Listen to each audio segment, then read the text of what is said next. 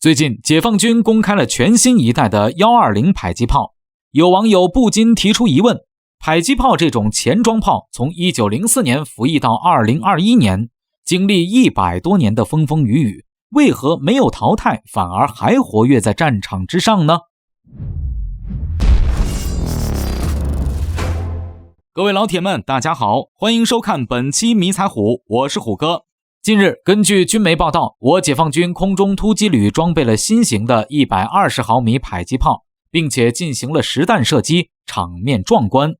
有网友不禁提出疑问：为何迫击炮这种前装炮从1904年服役到2021年，经历100多年的风风雨雨，为何没有淘汰，反而还活跃在战场之上呢？迫击炮是一种短炮管，射界范围大，前部状态弹药发射，具有驱射弹道的火炮。迫击炮的射角是非常大的，从30度到近乎垂直的85度都可以进行射击。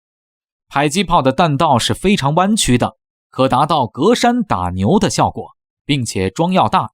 对无防护的步兵目标具有良好的打击效果，也可以有效地攻击地域负责和遮蔽物后方的敌方目标。迫击炮结构简单，由炮管、地板、支架3部分组成，2至5人可轻松携带至复杂地形架设。其炮弹的种类也是多样化的，采用了高爆弹、烟雾弹、照明弹以及其他多种炮弹。迫击炮具有以下几个优点：灵活机动，迫击炮可以由步兵拆分携带，可在山上等其他地方进行灵活部署。传统火炮则因为其重量而没有能力做到这一点。隔山打牛，迫击炮可以大角度驱射，攻击山上或反斜面目标，而传统火炮受制于较长的身管和初速，均不具备迫击炮的大角度发射能力和精度。声音微小，难以被发现，可隐蔽射击，这也是传统火炮没有能力做到的。因此，结合以上因素就知道，迫击炮是无可替代的，至于淘汰就更不可能了。而迫击炮问世以来，从日俄战争到现代战争，几乎没有它不参与的，尤其是山地战，迫击炮在各国都是步兵营或连以下主要火力支援武器，而其中120毫米口径的迫击炮更是佼佼者，其威力甚至高于部队装备的105毫米榴弹炮，射程可达6000米，对敌方目标造成持续的火力打击。我军最早于上世纪50年代开始仿制苏联大名鼎鼎的 M43 型120毫米迫击炮，1955年定型成功，被命名为55式120毫米迫击炮。但是虽然120毫米迫击炮威力巨大，但是其巨大的重量也是一直困扰我军战士的主要问题。55式的重量高达300公斤，一发120毫米炮弹重达20斤，这对于当时以步兵为主的解放军部队来说是不堪重负的。因此，虽然120毫米迫击炮也进行过减重的设计，但是战士们反应还是太重，根本没法扛上山架设。对此，我军工部门经过调查后认为，以当时我军只靠2条腿进行战场机动来说，120毫米再继续装备陆军不太现实，只能相当减少口径，而相应的减少迫击炮的重量。因此，我军工部门研发出了100毫米迫击炮。这种迫击炮虽然轻便，但是威力相比120毫米则大大的逊色了不少，射程也远远不如120毫米迫击炮。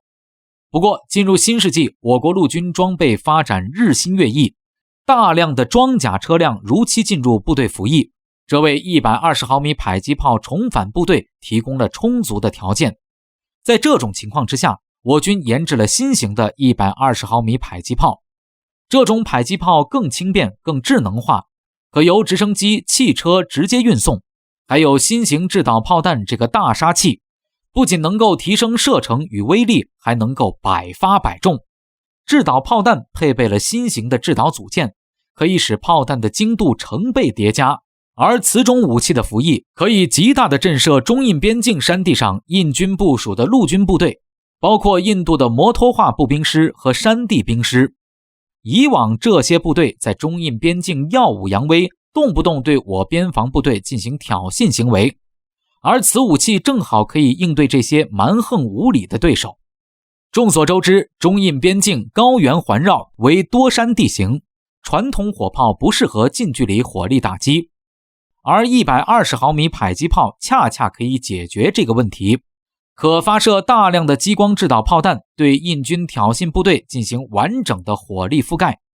要知道，一门120毫米迫击炮的最大射速为20发一分，一个连在1分钟之内可以发射120发120毫米炮弹，这样的火力密度可以瞬间的将敌方一个营级部队打成零件状态。